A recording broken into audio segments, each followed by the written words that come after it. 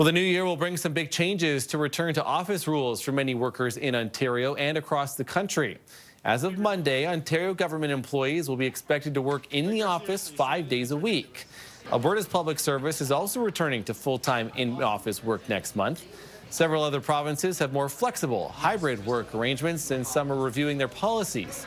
It's also still not clear when the federal public servants will have to increase their office presence or by how much. Prime Minister Mark Carney said last month that a plan would be released in the coming weeks.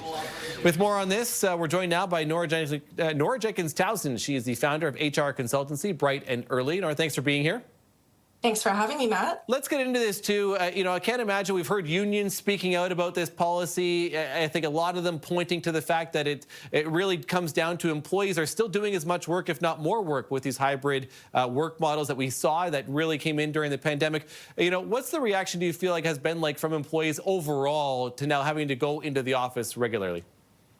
Yeah, so one thing that we know is that having that trust and flexibility from your employer to be able to get work done on your own terms and decide what productivity and output scenarios are best for you.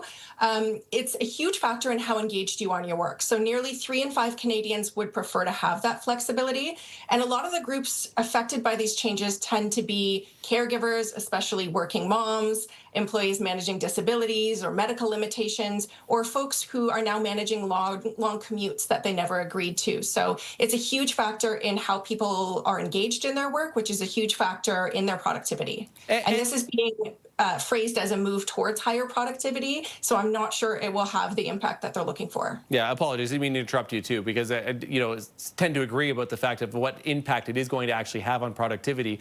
And even during the pandemic, when all companies went to this model, hybrid, whether it was actual hybrid or just fully remote work, there were people that made decisions. They chose to move out of the city. They chose to move to other cities, across the province or across the country in order to continue work. And it clearly is affecting them and the work that they're going to be able to do.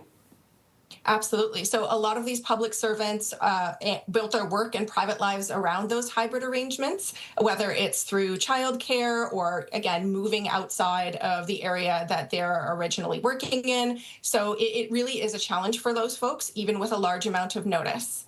I'm curious your thoughts, too, just maybe even outside the public service. And we see this happening, right? Amazon is about to do the same, to go back to 5 days in-person, in-office work. And it feels like the arrangements in hybrid work, which was so many people and felt so beneficial about, are mostly coming to an end. As we look at that for the labor market and for the job market for 2026, how is that going to affect, do you feel, both employees about their options now being more limited for hybrid work and employers as they try to get people back to the office? Yeah, absolutely. So I think employers need to be really strategic about the why and explaining the rationale behind why, for example, they need to be in office 5 days a week versus a hybrid model or versus remote. I find that employees are a little more bought in when they understand what the benefit is going to be like for them and the actual impact it's going to have, and for it to not feel arbitrarily made and something that's imposed upon them versus a decision that they're brought into and they understand. So I think that's going to be a challenge. I am seeing more larger organizations like, again, the public sector or large banks returning to those 5-day-a-week models. And I think that we're going to see a lot of talent from those larger organizations or from the public sector start to look at flexibility from small to mid-sized businesses who will now have the choice of a lot more really incredible talent. Yeah, certainly going to be interesting. Nora Jenkins Towson, founder of the HR consultancy Bright and Early. Thanks so much for your time today, Nora. Appreciate this. Thanks for having me. Happy New Year.